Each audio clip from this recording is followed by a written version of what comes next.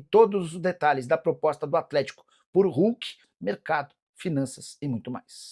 Fala aí, pessoal, sou Jorge Nicola, bem-vindos a mais um vídeo do canal, sempre bom ter vocês por aqui. Sem perder tempo, pedir para deixar like, se inscrever no canal e ativar as notificações. Nicola, o Frossard disse que o Galo tem negócio adiantado com um ponta e um lateral direito. Sabe quem é? Segundo ele, é nome que ainda não foi especulado. Eu vi as informações do Frossard, para mim, um dos melhores setoristas do Galo na atualidade. Não consegui avançar em relação a esse lateral direito. A grande novidade do Atlético diz respeito a Maicon. E aí, só para explicar a operação, eu conversei antes de gravar e começar essa live com o pai, o pai não, o empresário ele é pai do Lianco e é também empresário do Maicon, né? O Marcelo Vojinovic. E eu perguntei para ele como é que estava funcionando essa proposta do Galo.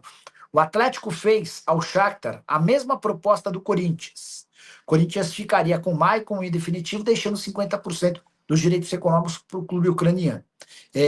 O que pegou em relação ao Corinthians é que o Corinthians quer fechar um contrato de 2 anos com o Maicon. Para o Shakhtar é um negócio ruim, porque daqui 1 ano e meio o Maicon já pode assinar um pré-contrato. O Shakhtar queria que o contrato do Maicon com o Corinthians fosse de 3 anos. O Atlético ofereceu os 3 anos que o Corinthians pede, tá? O Atlético ofereceu os 3 anos que o Shakhtar pede. E nessa segunda-feira a gente deve ter uma definição sobre o tema. Pelo que eu conversei com o Marcelo, as duas propostas estão na mesa do Shakhtar e o Shakhtar deve definir pelo Galo.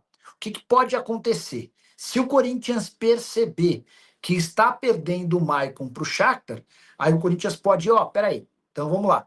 Só vai acontecer com 3 anos de contrato, então eu ofereço 3 anos de contrato para o Maicon que precisou aceitar uma redução dos seus salários para permanecer no Corinthians.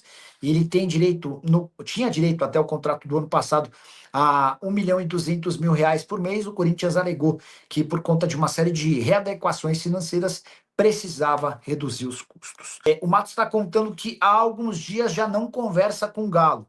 A grande verdade envolvendo o Rony diz respeito ao fato de o São Paulo só querer liberar o Rony depois que o Atlético contratar um atacante para a posição dele. Tá? Enquanto esse atacante não chegar, a ideia do Atlético é postergar essa negociação. Nicola, sabe de alguma novidade da novela Hulk e Fluminense? E você acha que se o Hulk sair mesmo, o Galo pode investir no Icardi ou é sonho? Sendo bem sincero, acho o Icardi sonho. Quer ver? Só para contextualizar, salário Icardi.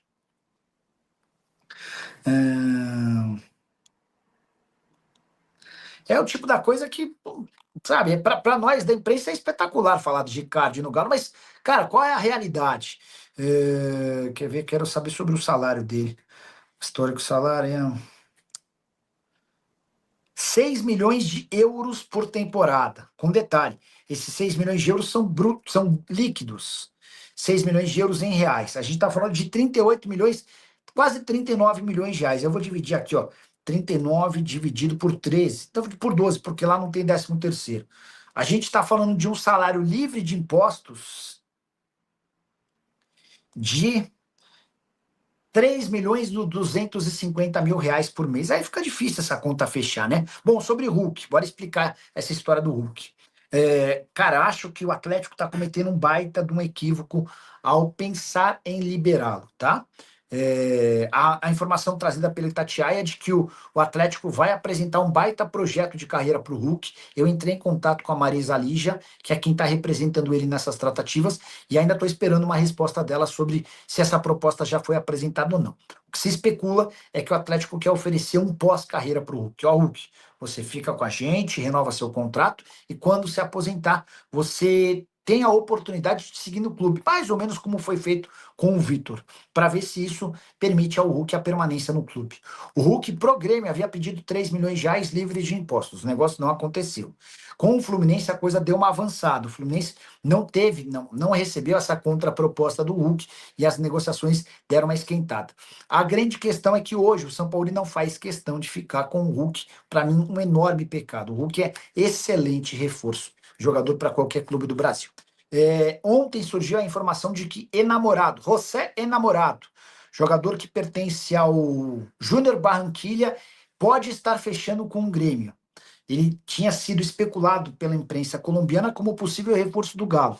Aí eu mandei mensagem para um dirigente gremista, que costuma responder e ser bem sincero.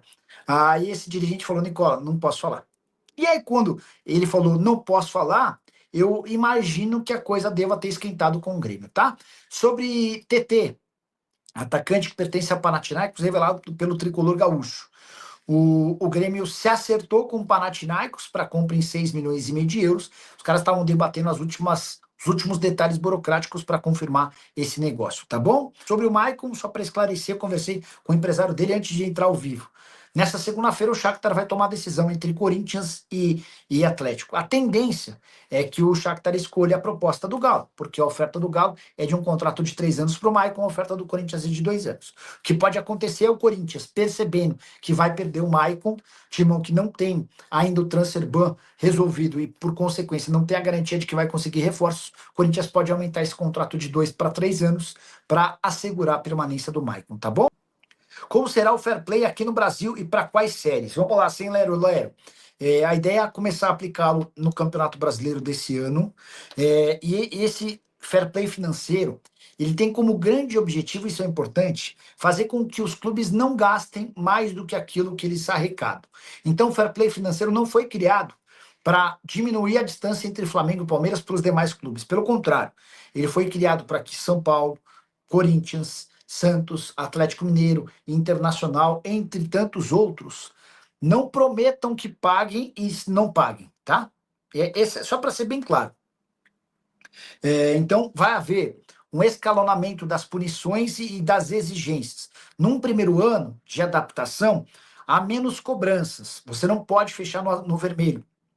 Você não pode ter um prejuízo de determinado valor, sob o risco de sofrer sanções. Você não pode, a partir desse ano, se comprometer a pagar alguma coisa e não pagar, senão as punições virão e virão de forma escalonada, cada vez com cifras e com condições piores, tá bom? Qual a reputação do Brax no meio do futebol? Ele vai conseguir contratar no Atlético? Carlão, não é das melhores, não. Não dá para dizer que o Brax, ele mas não há uma restrição. Vamos lá, vamos por partes. O Braque já trabalhou no Vasco, no Santos, no Internacional e no Atlético. O único trabalho em que ele conseguiu resultados foi no América. Mas eu já ouvi de um dirigente que estava acima dele no América que a autonomia do Brax no Coelho era bem pequena, tá? Esse é o ponto 1. Ponto 2. Os empresários que têm jogadores no Galo detestam o Paulo Brax. Posso contar pelo menos 5, 6, 7. Quando surgiu a notícia de que o Vitor estava saindo do Galo e que o Paulo Brax ficaria, vários deles me ligaram para reclamar. Falaram, poxa, o cara que atendia a gente, que tentava resolver os problemas, que estava sempre pronto para solucionar, vai embora. E o cara que não atende telefone, que é super grosseiro, fica. Então a reputação do Brax com empresários de atletas do Galo é ruim. Do mercado, sinceramente, eu não sei, tá? Da proposta do Atlético Mineiro para que Hulk permaneça na cidade do Galo. Você sabe que o Hulk foi procurado pelo Fluminense, o Flu apresentou um projeto bem interessante e na noite desse domingo, na casa de Rafael Menin, um dos acionistas do Galo, o Hulk se encontrou com o Menin e com a sua advogada Marisa Alígia.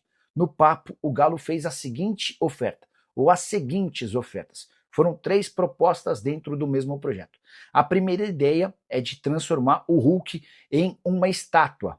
Assim que o contrato dele com o Atlético terminar e ele parar de jogar futebol, o Hulk passaria a ter uma estátua na Arena MRV. O Atlético também se dispôs a deixar um pequeno percentual das ações da SAF do clube para o Hulk assim que ele se aposentasse.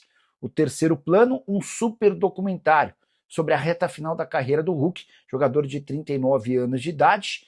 Esse documentário seria nos moldes de The Last Dance, aquele documentário bem legal que foi feito sobre a reta final da carreira de Michael Jordan. Hulk gostou, saiu animado, sorridente dessa reunião com o Rafael Menin, mas ficou de responder a proposta atleticana ao longo da segunda-feira, dia D, para que a gente entenda os próximos passos do atacante, se ele permanece no Atlético ou se vai para o Fluminense. Importante registrar que hoje o grande empecilho para a permanência do Hulk é Jorge Sampaoli, treinador argentino, preferiria utilizar os 2 milhões e 200 mil reais por mês que o atacante custa com a contratação de outros jogadores. É isso aí, massa atleticana. Eu quero saber a sua opinião sobre Maicon e essa possibilidade aí do Atlético Mineiro contratar o jogador do Shakhtar Donetsk, que está atualmente no Corinthians. O Corinthians não consegue um acordo aí, né, com o Shakhtar para a renovação do atleta, e o Galo entrou forte na briga, oferecendo o que o clube ucraniano pediu, né, para poder acertar o jogador com o Corinthians. O Galo oferecendo aí 3 anos de contrato para o jogador. Você aprova ou desaprova esta negociação? E também comente aí sobre Hulk, né? Um pedaço da reunião ontem à noite, Hulk com os menins, né? Para saber aí sobre a permanência do atleta, o Galo oferecendo aí várias coisas para o nosso ídolo para permanecer no clube. Vale a pena ou não vale a pena manter o centroavante? Deixa o like no vídeo, se inscreve no canal e ativa o sininho de notificações.